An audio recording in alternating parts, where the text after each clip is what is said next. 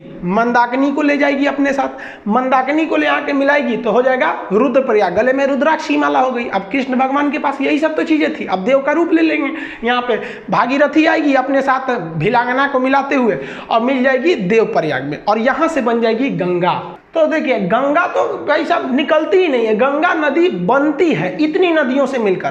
तो अगर आप ग्रुप डी खलासी चपरासी गैंगमैन सफाई कर्मी का एग्जाम देते हैं तो गंगा कहाँ से निकलती है, तो मार दीजिएगा भाई साहब उत्तरकाशी जिला के गंगोत्री के समीप गोमुख से। लेकिन अगर आप बड़े एग्जाम को देते हैं कमीशन लेवल का, पीसीएस यूपीएससी लेवल का, तो इतने छोटे लेवल का वो क्वेश्चन ही नहीं पूछेगा गंगा निकलती कहाँ से, क्योंकि उसको पता है कि भाई साहब गंगा निकलती नहीं है, गंगा एक बहुत बड़ा नदियों का एक पैटर्न है, ड्रेनेज पैटर्न है जिसे समझना पड़ेगा। इसमें हम इन नदियों को लिख दिए हैं, यहाँ पे जो घेरे हुए हैं ये प्रयाग है, विष्णु प्रयाग, नंद प्रयाग, कर्ण प्रयाग, रुद्र प्रयाग, देव प्रयाग, और ये नदियों का नाम लिख दिया है। एप्लीकेशन में जब इसी को पढ़ाएंगे तो इसमें हम आपको याद, क्लास में जैसे याद करा देते थे उसको याद करा देंगे, अब यूट्यूब पे याद थोड़े कराएंगे बैठा के आपको। और इसका पीडीएफ और नक्शा में हम आपको इसको भरवाते थे, याद करिए जब उत्तराखंड का नक्शा मतलब मैप के क्लास में पढ़ाते थे तो ये तो पूरा चीज आपको बता देते थे। अब इसमें दो तीन चीजें अलग से आप जान लीजिए। भिलांगना नदी जैसे आके भागीरथी से मिलती है तो इसके संगम के समीप ही बनाया गया है टिहरी बांध।